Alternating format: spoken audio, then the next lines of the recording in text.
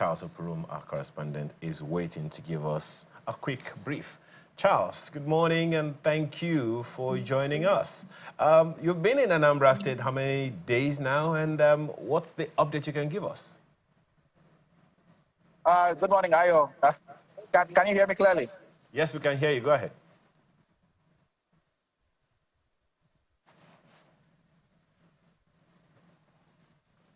Well, Charles, I think you are suddenly muted. Let someone quickly attend to that one for you. Okay, go ahead. I think we can hear you now.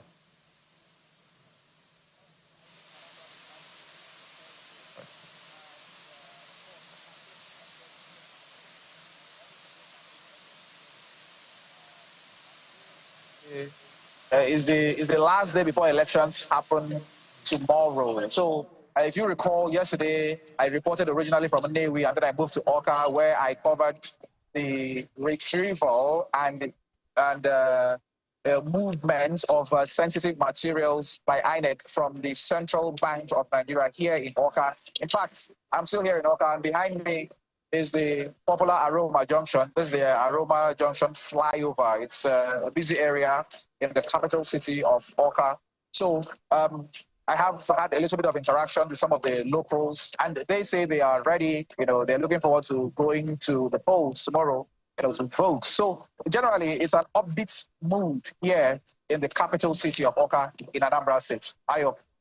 Well, interesting angle to look at it from, but how about the preparation? Now, there are usually, when we prepare for elections, we prepare for the voting process. I'd like you to speak to both our preparations for the election proper and post-election activities, which to a large extent usually determines the eventual outcome. Yeah, so the preparations for the elections, according to, there are two preparations here. First of all, there's one by INEC, which is, it has to do with the materials, logistics, and all those things. And then there's the security preparation, which is in the hands of the police as a lead agency. In this case, it's led by CP Abayomi Shogunle. Yesterday, he told us that 50,000 personnel, combined police, civil defense, and I think the army as well, have been deployed to secure this election, including the marine police and the air components.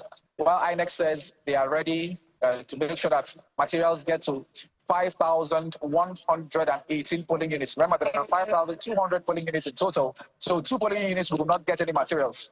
And the reason the REC gave is that they don't have any registered voters in those polling units. So the 2 of them are going to be excluded, 5,118. Now, interestingly, yesterday, while we were observing the retrieval of the sensitive materials from the Central Bank of Nigeria, 16 candidates are registered to contest this election, 16. Initially, there were only 6 party agents, just 6 out of the 16 at the Central Bank of Nigeria. And when I raised questions, I really did not get any satisfactory answer. Eventually, one more came. So it means that 9 party agents, or rather 9 political parties, were not even there to see for themselves how the materials were retrieved and moved on. So that is another question, that the parties would answer for themselves. So all in all, in the final analysis, I think all has been put in place according to INEC and the police for these elections properly. And of course, it remains to be seen how it's going to pan out. And sorry, finally, one more thing. This is something I took the CP to task on. He said journalists would be allowed to cover every single step of the election, from casting of votes to collation to declaration. Typically, most times when we go to cover elections and we get to the collation centers, they don't allow us to come in with our cameras. I've experienced it before in the line of duty. And I asked the CP, I said, you people always say these things. Oh, journalists will be allowed to cover elections, even at the collation centers. But then when we get there, your men push us out. Why? And he told me, Charles, take my number. That is not going to happen in this particular election. So we're going to be holding to his word in that regard. Ayo. All right, Charles, let me just quickly ask you what the mood has been like for the people of Anambra, because all that you have detailed is like one great feast being prepared, and without the people coming to eat, it appears that it's all going to be falling flat on its face. So from what you have seen so far, has there been some enthusiasm on the part of the electorate? Yes, it would appear so, because the members of the electorate I interacted with in Nnewi and in Awka, they sounded optimistic, they sounded upbeat, cautious optimism, but optimism nonetheless, with regards to going out to cast their vote. I remember asking one of them, are you comfortable with the arrangements? And he said yes, that he's very, very okay with the arrangements, especially with the security arrangements. I think everybody knows about the security situation in the Southeast before now, but it seems like those things have been put firmly behind right now, as they look like they are happy and they are ready to go out and vote.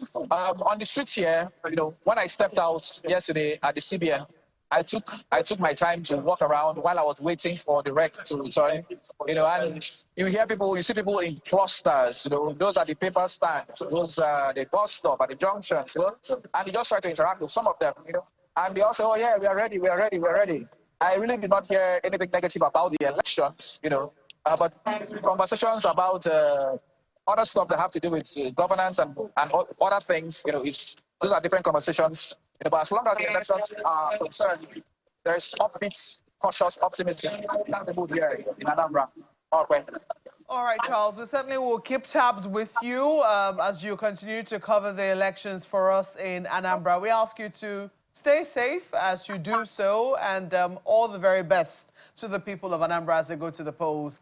Our correspondent Charles Oporum in Awka, the capital of Anambra State, giving us an update on what the current situation is on the forthcoming, as a matter of fact, on the elections coming up tomorrow.